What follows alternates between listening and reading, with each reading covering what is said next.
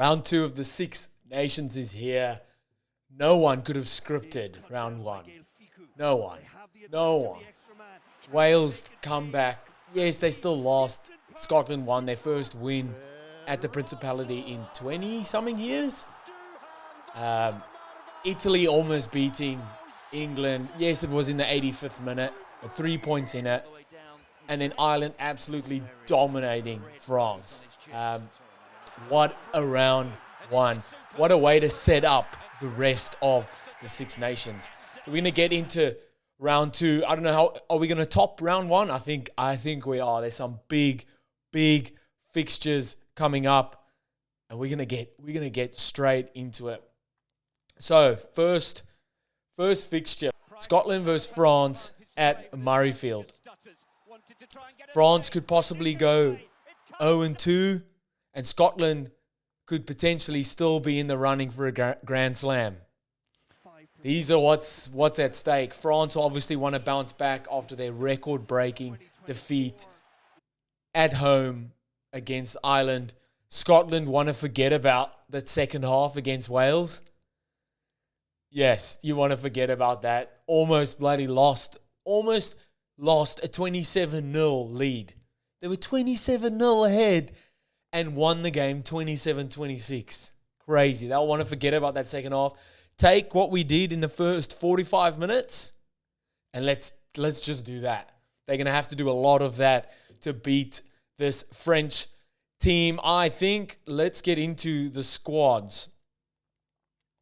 All right, so Rory Dodge is back for Scotland. They've kind of kept the same back line. I think their back line did really well when given the ball. I think execution-wise, as in exits, like kicking-wise, Ben White was superb from off the kickoff. So kickoff receipts, taking the ball down and then exiting, did really well there. Obviously, Finn Russell is the maestro at 10 and just calling the shots. That centre pairing of Hugh Jones and Tuipulotu, great chemistry there, do really well. Dwayne van der Merwe, I mean, leading try scorer of the Six Nations in my fantasy team as well.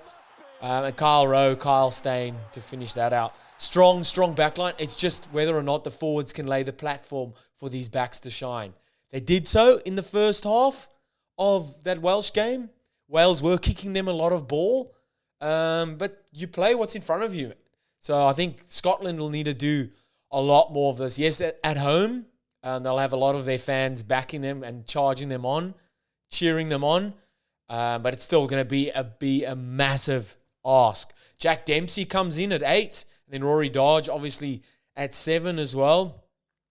Strong side is what can they forget what happened in that second half? And they'll have to play for the full 80 minutes. A would say battered or a bruised or embarrassed French side can be a dangerous one the next game. It's like you've tickled the Lions' balls a little bit. If you play enough with the Lions' balls, he's gonna bite. And that French side can do that. We know they can do that. Looking at their team, same front row. The locks have changed. Obviously, Willemse being red card. I think he got a two-match ban. Then Aldrit and Olivine will look to carry for them. They're strong ball carriers. They'll just need to connect a bit more. There's a lot of disconnect, I feel like, for France was in that first game. Obviously, getting used to not having Dupont there. I mean, he runs the cutter for them. On attack, on defense, mainly on attack because that's how you score points.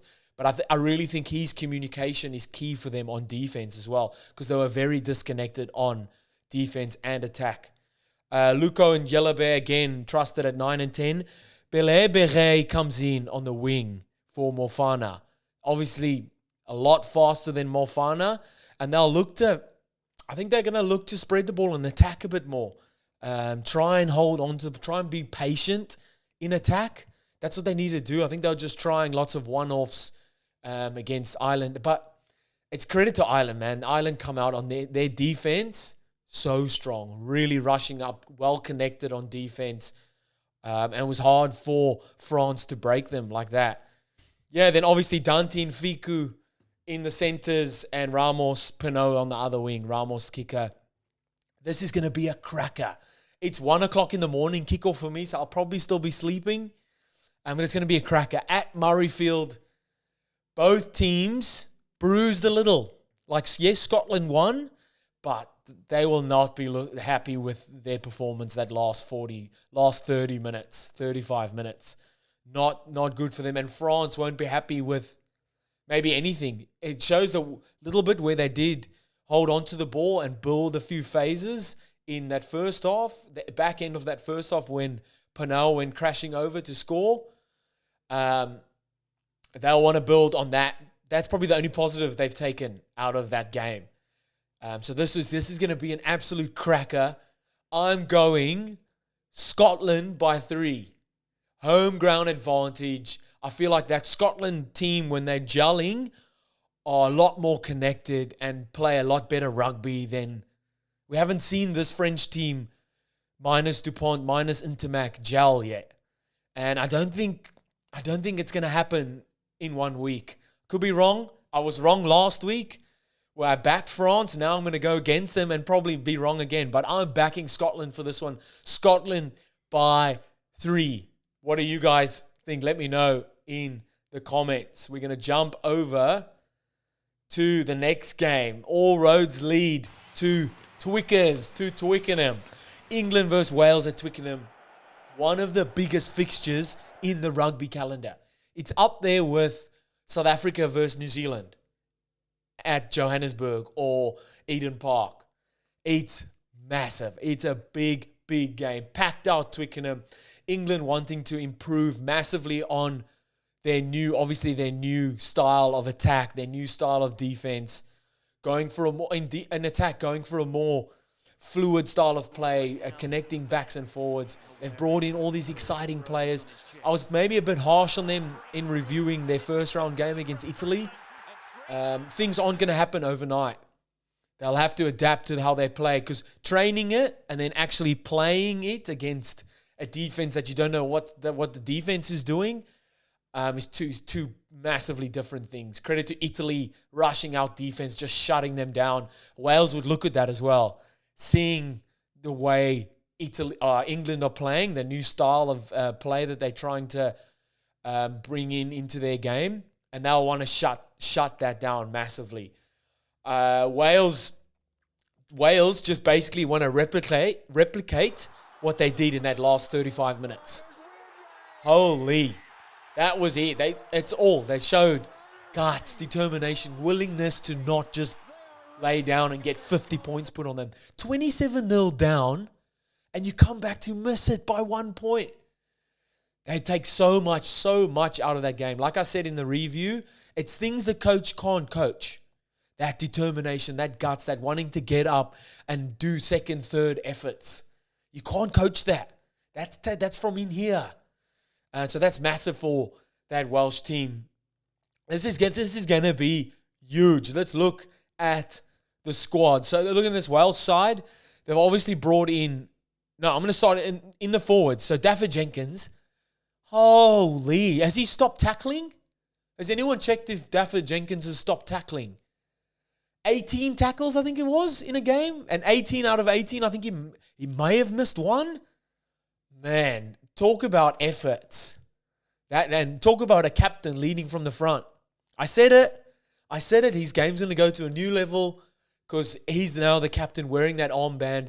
And there's no better way for a captain than to lead by example. Boys, I'm doing this. Follow me. Yes. Good on you, Daffer Jenkins. Obviously, Tommy Raffel and Aaron Wainwright playing out of their skins. Aaron Wainwright, give him the ball. Let him take those carries off the kickoffs, the kickoff receipts. If I'm England, I'm not kicking the ball anywhere near him. It was devastating off the kickoff receipts. And then Tommy Raffel, you'd want to run at Tommy Raffel. Let him make the tackles so it's harder for him then to release and go for the ball. Because when he goes to the ball, 80-90% of the time, he's coming out with it at rucks. How good is he at ruck time? Leading the comp for turnovers. I think he got 3 in that game against Scotland.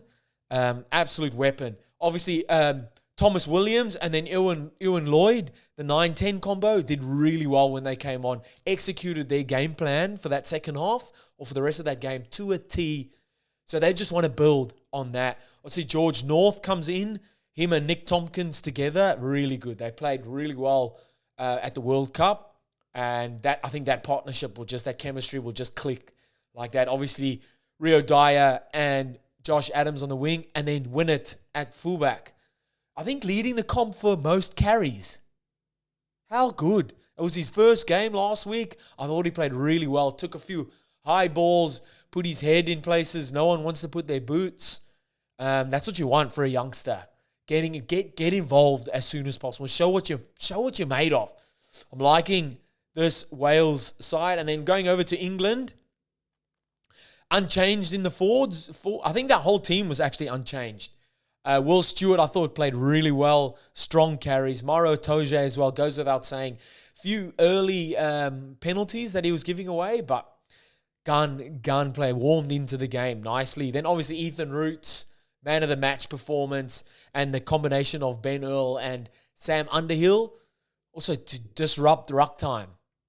Let's see if I don't think they did it too much in the Italy game, but let's see how they go in this Welsh game back at Twickenham. In the backs, like I said, unchanged, adapting to their new style of play. That showed little glimpses of it when Elliot Daly went over in the corner, Tommy Friedman come off his wing, out the back plays, straightening the line, and Elliot Daly scoring in the corner. They can do it. Like I said, training it and then actually executing in a game is two different things. So it's just connecting like that, getting their timing right, getting backs and forwards moving in the right places, knowing which lines to run, knowing where, how, when, timing, like I say, massive part of it. And then their defense will obviously have to be better. Felix Jones, there's been massive talk on how passionate he is about his defense. Well, when he talks, people listen. It's obviously, he's got runs on the board with the Springboks. He just has to adapt to England aren't the same. England don't have the same players as the Springboks, aren't the same size. I think size being the biggest part of it, intensity-wise on defense. But that'll come, I think, just adapting and getting the timing right and learning the new styles. It takes time. But that has to happen soon because this is a massive game. Wales want to get their first win for the Six Nations for this campaign, and England want to win as well so that they can keep their Grand Slam hopes alive. I'm going Wales by 5. Wales by 5. Have I gone mad? I don't know. I liked what I saw in that Wales 30, 35 minutes. I think they can replicate that. If they can bring that for 60 minutes plus, they're winning this game. They're winning this game at Twickenham. I think the last time they won there was 2015 World Cup, if I'm not mistaken. I saw something on social media this week. But I'm going Wales by 5. What do you guys think? Let me know in the comments. I don't know about that one. That's probably the closest one to call, but I'm going Wales by 5. And then last one for round 2, Ireland versus Italy at the Aviva Stadium in Dublin. It's going to be packed. Ireland fans want to show how much they've appreciated how well Ireland did playing in Marseille. They're going to come out there. Guinness is going to be flowing. It's going to be massive. Ireland in the form of their lives at the moment. Yes, everyone talks about the World Cup, choking in the World Cup. We're not in the World Cup now. We're at the Six Nations, and Ireland are going for back-to-back Grand Slams that has never been done before, and back-to-back Six Nations titles. If you can't appreciate that, don't say anything. Like my mom said, if you don't have something nice to say, don't say. No, I like the comments. Say whatever you want to say in the comments, but appreciate good rugby, man. Ireland are playing good rugby now. So appreciate it. Italy massively improving every year. They showed glimpses of quality rugby in that England game, in that first round game. They need to connect. They need to bring that together for longer periods of the game, not just in patches. I thought they did really well on defense, shooting up out of the line, but staying connected and making strong tackles. They're gonna have to bring that and so much more. And I still think that won't be enough for this Ireland side. Ireland are just playing that good, that well at the moment. Squads haven't been released yet. I don't think there were any injuries. I am in Australia, guys, so I'm ahead of time. So by the time squads are released, I'm sleeping. I've got 2 kids too. So as soon as it gets dark out, I'm going to bed. So the squads haven't been released yet. I don't know of any injuries. I do think if Anji Kaposo is right, I think he had a stomach bug in the first round. He'll be put in there on the wing. Brings that X factor for them, and obviously a lot of experience for him as well. Just that X factor. He's a gun. He's a weapon. He doesn't pull a rabbit out of the hat. He pulls a hat out of a rabbit. I don't even know what that means, but that's the magician he can be when he's cooking. When Anji Kaposo is cooking, he's cooking. He's a magician and a chef at the same time. Ireland played near perfect against France. I don't think they'll make any changes. I've brought Jack Crowley into my fantasy team, made him captain as well. I feel like this is going to be a high-scoring game. If Ireland execute how they did against France, against Italy, I don't want to say, but it could get ugly in Dublin as well. It's a massive task for Italy. Like I said, Italy shooting defense they'll have to just stay connected. They did it really well, I thought, against England in parts, but they'll have to stay connected. I think Ireland just need to execute in this game, and they'll come out winners. Italy, like I said, need to throw absolutely everything at Ireland for the full 80 minutes, and I still don't think that will pull it through for this game. I see Ireland winning comfortably here, 13 plus, and Dan Sheehan with a double try. He's in my fantasy. I didn't have enough Ireland. I've already picked 4 Irish guys. Ireland 13 plus and Dan Sheehan to score 2 tries. Let me know in the comments what you guys thought.